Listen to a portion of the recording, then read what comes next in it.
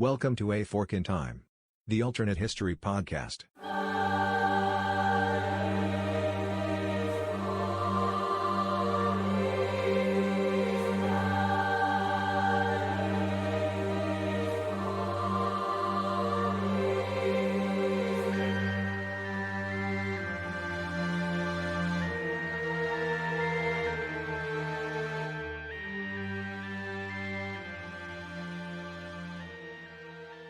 Welcome back to A Fork in Time, the alternate history podcast. Don sitting in the host chair today, thanking you as our listeners for joining us on today's episode. It's actually the Memorial Day weekend here in the United States, so wishing you a happy and safe Memorial Day weekend as we remember those who have given their lives in the sacrifice of freedom. Today's episode is going to be also a little bit different. It's amazing the number of times that we start the podcast episode that way. I've been talking about this, though, for a little over a month now about a coming thing that we're going to be doing, which is primarily going to be focused and featured on our Patreon feed, although parts of it will appear here on the regular podcast feed. And that's that we're going to be looking at an extended overview of a big historical what if. And that big historical what if actually revolves around what is known as the Late Bronze Age collapse. And so today's episode is sort of an introduction to what that will be about, and also a primer about what is the Late Bronze Age collapse. I just want to give some background here so that those that might be interested in what we will do as we explore the various what-ifs of that historical scenario at least have a background and understanding about why this is such a significant event in history and why it's worthy of more than just an episode or two, just because of the far-reaching geographic, but also the far-reaching temporal aspects of its impact on history. And so today, when we come back from the break, we will start by providing an introduction to, first of all, what was the Bronze Age, and then a little bit of an introduction as to what is the Late Bronze Age collapse and why that's important to look at, and sort of set up what will be a series of episodes, again, both here on the main podcast feed as well as on our Patreon feed. So we hope you stay with us after the break for this historical background and an exploration of why it's important to discuss the what if of what if there had been no Late Bronze Age collapse. Alexis here, taking a little break from the podcast with me, it's Don. And we want to tell you a little bit about the site we actually use to host our podcast, and that would be Buzzsprout. So what are some of the features that you really, really like about Buzzsprout, Dad? One of the things that I do most of the editing and posting, so I probably interact with it far more than Alexis did. One of the things I like about it is it's easy to use. It's point and click. The interface is really straightforward and clean. So it's easy to know once you've got a file what you do, how you get it uploaded, all the various things that you would do, scheduling, just the mechanics I find pretty simple to use. So I think that's something pretty technically savvy, but I don't think you have to be technically savvy in order to be able to do. Buzzsprout has a lot of wonderful tutorials I've used on that about equipment and how to do things and other things like that. So that's one of the things I like. They make it easy. I think they're relatively inexpensive. You can easily get your podcast started for a low initial investment, and then as it grows, be able to do some additional things with it. And I like it. We've talked about this a number of times because of the stats and the feedback and the other things that they do that allow us to understand not only how many listeners and how many downloads, but where those listeners are. We can get a better understanding about this time that we're spending recording this stuff. Is anybody actually listening to that? And Buzzsprout says yes. Buzzsprout makes that easy. So what's the deal that we've managed to get for our listeners if they want to explore the world of creating their own podcast on Buzzsprout? Yeah, if you follow the link in our show notes, you can get set up on Buzzsprout. And because you follow that link, we get a little bit of support from that. But then we're also supporting you as well, because we don't think of you as competition at all in this we say welcome to the podcast family.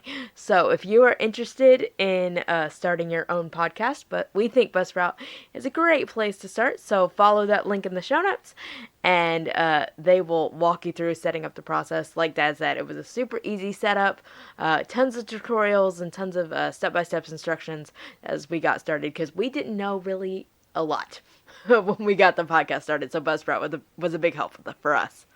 Good deal. We hope you check it out. Thanks. Welcome back to A Fork in Time, the alternate history podcast. Don sitting in the host chair today leading us through our introductory episode here to what will branch off into a number of different episodes, as we talked about before the break. And that's our focus here at A Fork in Time on the late Bronze Age collapse. And so today's episode is intended to be a fairly brief introduction. There'll be a more extensive introduction actually on the portion of this series that is found on the Patreon feed. And then, of course, we'll circle back with some of those episodes actually be available on the primary feed. But as we get started today, I wanted to provide just a high-level overview of why this is something that we've chosen to focus on here at A Fork in Time, why it's something that's worthy of a number of different episodes, and why we're going to focus on it. It is a big in my brain there, as I was saying, that has all capital letters, B-I-G, and it's bold and it's underscored. It is a big historical, almost epoch event in the history, particularly of what I would call recent antiquity. That's the way that I will describe it. Whether that's how a historian would describe it or not, I don't know. But it's a very significant event because of where the impact occurs in terms of geographically, how it influences what eventually will be the world that leads to the Roman Empire and ultimately leads to what we think of as being the West, but also influences back on Eastern civilizations as well. It's a big event, which is why it's worthy of focus and why it's worthy of more than just an episode or two. So in terms of setting up why we're going to focus on that, two things I wanted to cover today. First of all is what is the Bronze Age? Obviously, if you're going to have a late Bronze Age collapse, you understand why late in that age collapse makes a difference. And so understanding just the importance and some generalities around the Bronze Age is a good place to start. Then we'll talk a little bit about the actual event or events. It's actually going to be something that we spend a lot of time working through, is what was the cause of the late Bronze Age collapse, because that's something of a mystery and something of an interesting thing just in and of itself to explore. But talking about sort of what the event was and how it sets up and how we'll branch off into a number of different what-if explorations by looking at that as a what-if event here on the podcast. First of all, talking about the Bronze Age itself. Why is the Bronze Age important? Well, the Bronze Age is important first by understanding a little bit about what goes on with the working of metal, so metallurgical types of things, and why eventually bronze will be replaced by iron, but that is later in history, and that obviously has a separate set of significance. But the Bronze Age is a fairly long period of time that causes the rise and the expression of a number of different important historical civilizations. Generally, historians would define it as a prehistoric period. Prehistoric, of course, prehistoric means before writing. And while that is a true description of what most of the Bronze Age is, it's actually during the period of the Bronze Age that the first elements that we recognize today and that archaeologists have discovered that we know as being writing actually appear. Sometimes you'll hear this referred to as the rise of civilization age. Certainly this is a big thing in the Fertile Crescent, what's going on in the area which eventually will become Sumeria and Babylon. And you'll see historians also refer to the Bronze Age as being the period of time where there's some proto-writing, meaning the early development of writing systems and systems of recording information, including history, in a way that we've been able to understand. So first of all, understanding the Bronze Age is generally considered for the most part to be prehistoric, or at least has its origins in prehistory, there before we have writing and we have the types of things that allow us to fully understand all of the events and the people groups and what's happening there. But what's important about the Bronze Age is it causes to rise the prevalence of a substance, bronze. Bronze is not a single natural element. For example, iron is a single natural metal that is found naturally in its pure form. It can be obviously worked and fashioned and mixed with other things. We certainly have done that as we move forward to the era of steel, for example. But bronze you don't find bronze naturally in nature.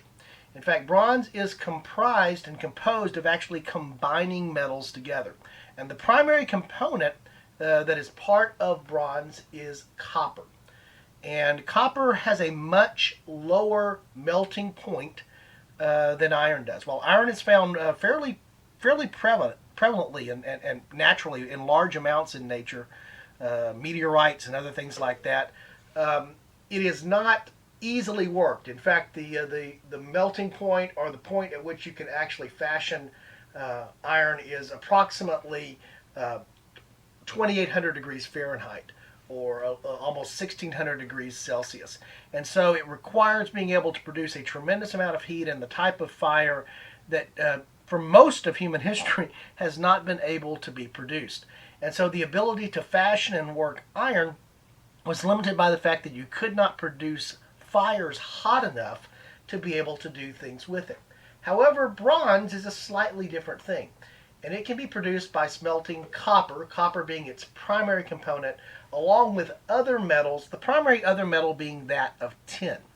And so generally speaking, we'll talk about this a lot as we go through the study, because it's an important part of understanding what was going on in the late Bronze Age and then the impacts of the collapse itself, is that generally speaking, bronze is approximately 90% copper, and in most instances, for most of the Bronze Age, 10% tin. TEN percent, tin, TIN, comprising the other part of what is used for bronze. Arsenic and other types of metals could be mixed in to also produce bronze with copper, but primarily tin was the second metal that went with copper in order to be able to produce what we know as being bronze. Bronze is a much more durable metal than stone is, and so the production of bronze as something that could be used not only for decoration, but more importantly could be used for weapons and to be used for other technology types of things becomes very important. So copper has a relatively moderate melting point, approximately a little under 2,000 degrees Fahrenheit, and tin, which is the other component here, actually has a melting point that's under 500 degrees Fahrenheit. So it's possible to produce in fairly primitive fires and kilns enough heat consistently to be able to bring copper to its melting point and to bring tin to its melting point, and thus to combine those two metals together to produce bronze. Not exactly sure who really first became aware of that. It could have been perhaps as far back as 6,000 BC, when there was a beginning of an understanding about how to mix these two metals together and produce fires that were hot enough to do that. But certainly by the time of 3000 BC, we see the rise of a number of artifacts that are in bronze. So that's weapons, statues, household items, the types of things that are in everyday use. Bronze became the metal of choice, but particularly could be used well to create weapons that were more durable and were able to have finer edges. And so it changed the nature of warfare as well, moving away to being able to incorporate bronze weapons. And so the Bronze Age is important because it enabled a number of things that did not exist in the latter Stone Ages that exist before. And so for the period of time, approximately from, roughly what we would call, 3 to 4,000 BC down until approximately 1100 to 1000 BC is when we have the era that's known as the Bronze Age. And during this period of time, we have the rise of a number of different civilizations, cultures, and city-states. So, for example, the rise of the various things that are part of the Fertile Crescent, the Tigris-Euphrates River scenario there. Again, what eventually will become Babylon, but is Sumeria, and the other civilizations that arise ahead of that are during the Bronze Age, back from the early Bronze Age through the Middle Bronze Age. The early Bronze Age running from the period from about 3000 to 3300 BC down to around, roughly speaking, 2000 BC, give or take. The Middle Bronze Age then running from about 2000 BC down to about 1400, 1500 BC, and then the Late Bronze Age from about 1500 on. It's during this period of time that many of the civilizations that are known as the Cradles of Civilization arise. So I mentioned already a number of times the area that would be in modern day Iraq, where Babylon would eventually be, and where other empires would follow beyond that. But also this is the period of time when we have the rise of Egypt. We have the rise of some of the Greek cultures, particularly the Mycenaean culture. A lot of different cultures arose throughout the entire course of the Bronze Age. And these are cultures that eventually became to be very dominant cultures as we draw towards the end of the Bronze Age. And so we have, towards the end of the Bronze Age, things like Egypt, the various, in Mesopotamia again, the Sumerian transitioning to the Assyrian and the Babylonian, and ultimately the Kassite empires. In the Near East, we have, and in Greece, we have the Mycenaean age as well. So we have the Hittites in Anatolia, the region of Anatolia, when it was modern day Turkey. We have these very, very, very large, growing, powerful, long enduring empires that have arisen to being in a position of supremacy and a position of note by the end of the Bronze Age. So by the time we reach the late Bronze Age, again, I'm roughly going to use the year 1200 BC throughout most of our discussion to sort of mark the end of the Bronze Age. That'll be the period of time we're talking about here with the Bronze Age collapse, which is what this is all about, is that we're going to, as we draw down towards 1200 BC, we have a tremendous number of large, powerful kingdoms. Again, the Hittites. We have Egypt as a powerful and growing empire. We have what had been the area of Samaria again, and now the Akkadians and the Babylonians. All of that is happening as we draw down towards the end of the Bronze Age. And these empires had risen based upon that technology, on the bronze technology. The ability to fashion bronze weapons, bronze tools, taking them from what had been the age of the Stone Age, moving into the Bronze Age. This is also the period of time when we have the rise of civilization more in the forms of organized city-states, and we have the rise of agriculture in all of these areas, for example, the Nile in Egypt, the Tigris and the Euphrates in Sumeria, some of the other locations, sort of taming the cycles of flood and river over seasonal aspects to be able to actually conduct agriculture in a way such that we have the rise of cities. There's enough food, there's enough supply. The technology that's been brought on by bronze has enabled these civilizations to flourish, since they look more like the civilizations that we will see moving forward from this time, that have cities and that are organized around central authorities. Although in many cases we still have particularly in the Sumeria area, the city-state, although those are very large city-states, being a big part of what's there. The same is also true, although slightly different from an agricultural aspect, in the areas that we think of as being the Greek culture, particularly near the Aegean there and around the Aegean, but also in places like Cyprus and on what is the coast of Asia Minor. So the far western components of Asia as it transitions there in modern-day Turkey towards the areas that we think of as being Greece, both historically as well as in modern times.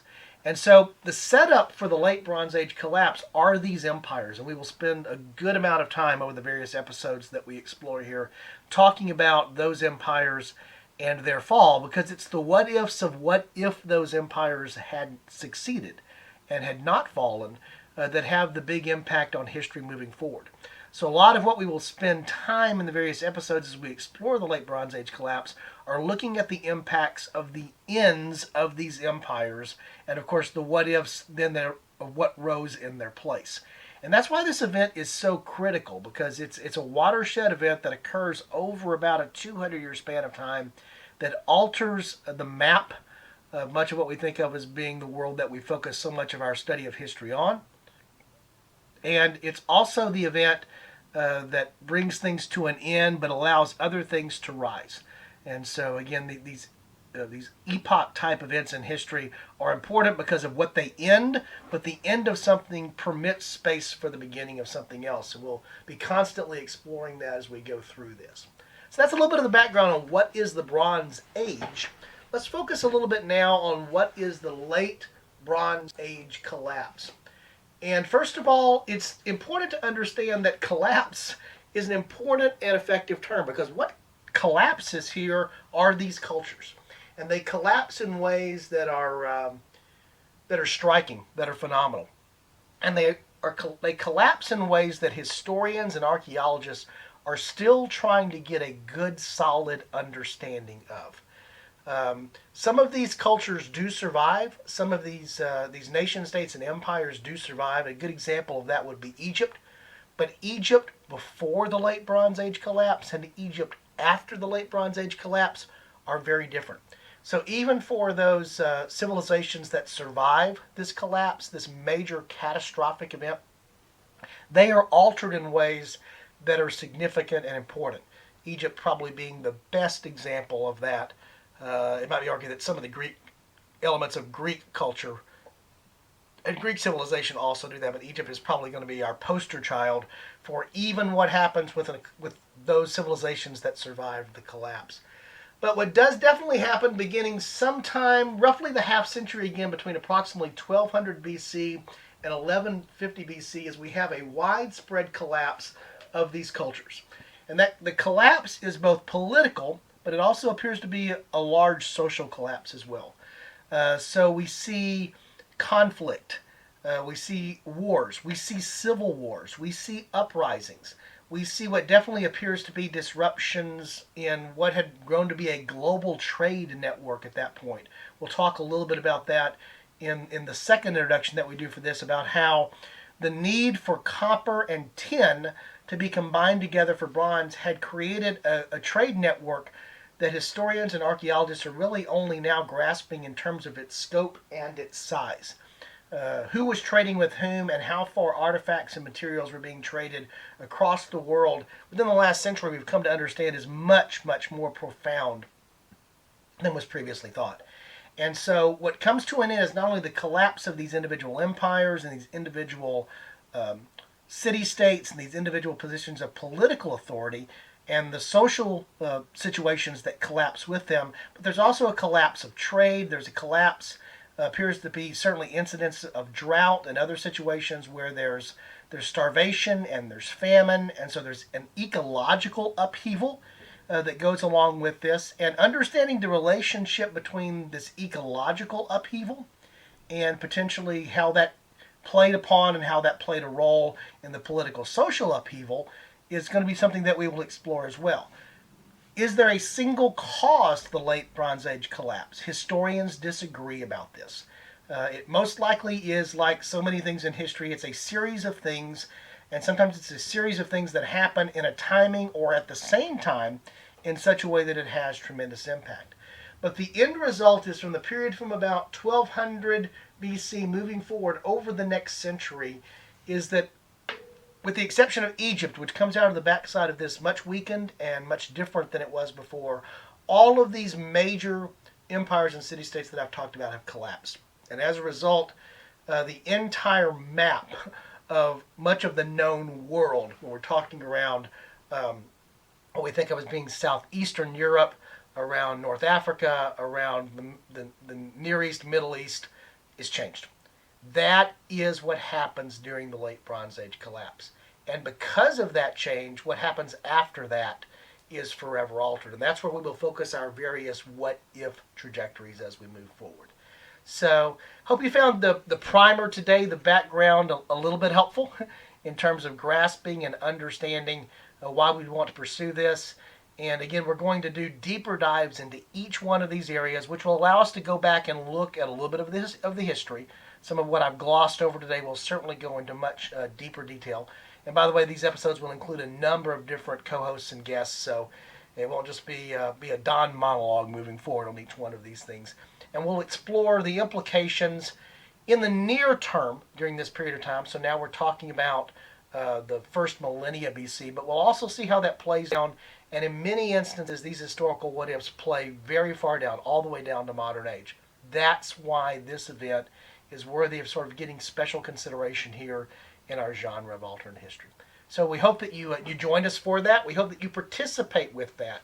This is going to be one of the ways we also hope to probably engage a little bit more with message boards and other things on our website to have more of a dialogue that goes on around this and a place for questions to be asked. And so we're excited about how that's going to be. And that's going to occupy a lot of our summer and probably into the early fall here on A Fork in Time, the Alternate History Podcast. Now, I've mentioned a couple of times where you're going to find these various episodes. So let me talk a little bit about that. The introduction that I've just provided here is obviously on our main podcast feed. We have a lot of other things that are already planned for the feed and the production schedule here for the summer. A lot of those are already in the can or in the works. And so we're excited about what's happening with that. And so this particular series on the late Bronze Age collapse will find itself primarily for those that are patrons on our Patreon feed. So let me explain a little bit how that works. Patreon is a wonderful platform that allows those that want to support all types of artistic endeavors, not just podcasts and not just YouTube channels and that types of things, although that's a big part of what Patreon has enabled. But what Patreon is a platform that enables patrons, those that want to support those endeavors, to provide support to the artist. I don't even want to use the word artist to describe what I am, but to those individuals, including artists, who are producing things like podcasts, YouTube channels, etc. So A Fork in Time has our Patreon presence, and we're thankful that we have the patrons that we do that do provide some financial support for the show. One of the things that we want to do for those folks is not just say thank you, which we do frequently, regularly, and should, for their support to help defray the costs of the primary podcast, but also reward folks that are our patrons with something a little bit extra. And you see this, again, a lot of folks who have a presence on Patreon do this, and we certainly want to do that as well. And so we've been endeavoring to get better about producing special, unique content that is only available there.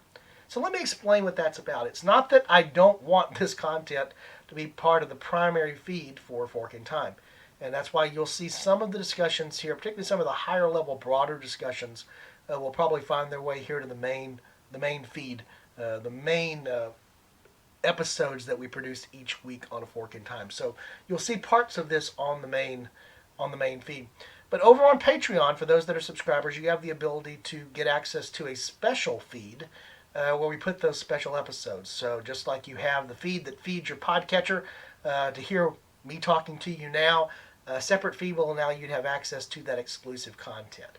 And we do a couple of things over there with exclusive content, particularly now as we're getting much more developed with our production schedule and getting where we're producing things ahead of just in real time. We release episodes early there very frequently, so it's an opportunity to hear an episode before it actually releases here on the main feed. But this is also where you will find the bulk of these episodes that relate to the Late Bronze Age collapse. Essentially, that's going to be special episodes that are only going to be found there. So if you want to hear those episodes, we want you to hear those episodes, you'll need to become part of what we do over on Patreon. So you might be asking yourself, okay, Don, what is that going to cost me? Well, it's basically going to cost you what you choose to have it cost you. There are a couple of different patron levels that exist there, so you can subscribe to one of those patron levels for a monthly amount. And anyone that subscribes to any of those patron levels has access to that exclusive content, the exclusive feed that's there. We are actually going to create some levels over there that are exclusively for this. And so it's an opportunity to actually go in and for a very nominal amount each month, just have access. If all you want to do is subscribe and be part of being able to listen to those special episodes, which we intend to have at least 2 of those in June, and then at least 2 or 3 in each of the additional months following after in July, August, and probably into September. Right now we're looking at about an 8 to 10 episode run to really do the Late Bronze Age collapse justice with the episodes and the various what-ifs that we want to explore there, which are pretty exciting. And so if you'd like to hear those feeds, what you need to do is go over and become a patron. So you'll find in the show notes here the link to our Patreon page. Once you get there, it's pretty easy to see. You'll quickly see, basically there's a patron level that is just called Late Bronze Age Collapse.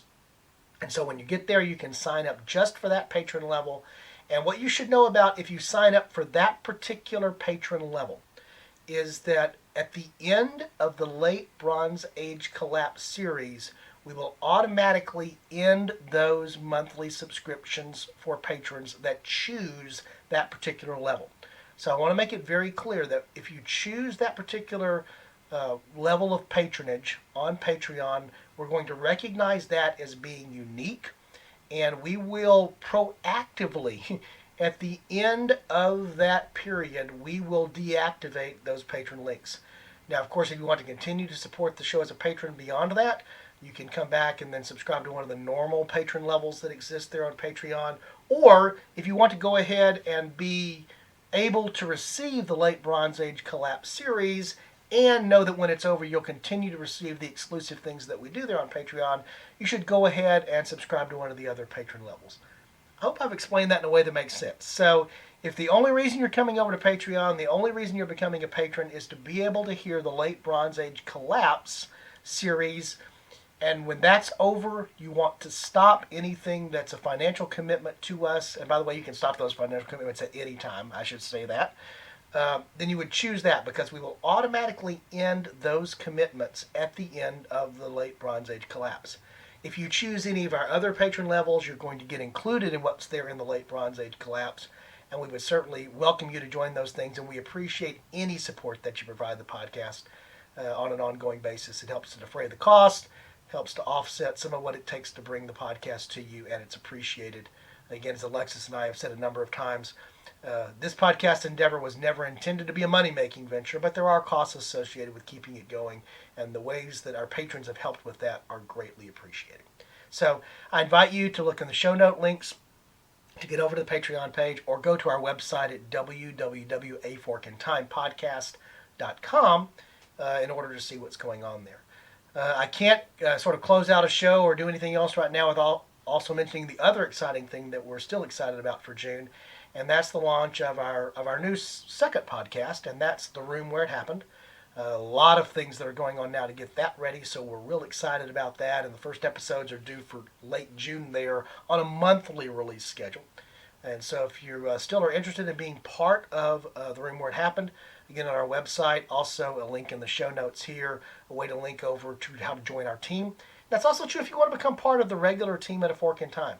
As you know, we encourage and are proud to have co-hosts and other participants.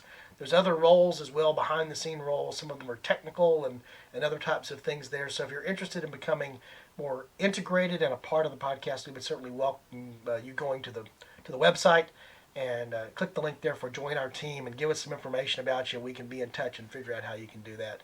And of course, as always, we look for suggestions on topics and other things as well. All of that can be done, again, at the website, www.aforkintimepodcast.com.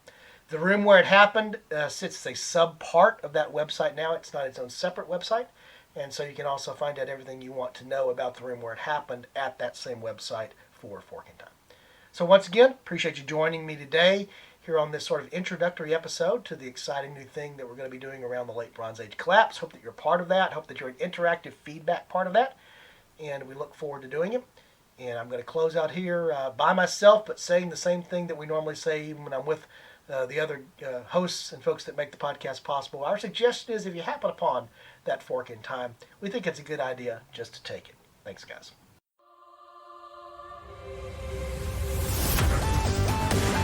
Thanks for listening to A Fork in Time, the alternate history podcast.